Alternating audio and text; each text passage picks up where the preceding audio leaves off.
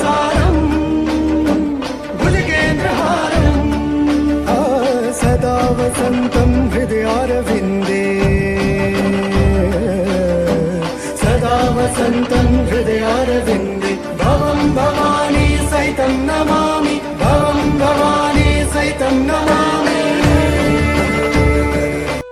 हाँ तो दोस्तों, आपको हमारी वीडियो कैसी लगी आप हमें कमेंट बॉक्स में जरूर बताएं। वीडियो पसंद आई तो वीडियो को लाइक करें, चैनल पर नया तो चैनल को सब्सक्राइब करें। मिलते हैं अपने नेक्स्ट वीडियो में किसी नई रिंगटोन के साथ। धन्यवाद।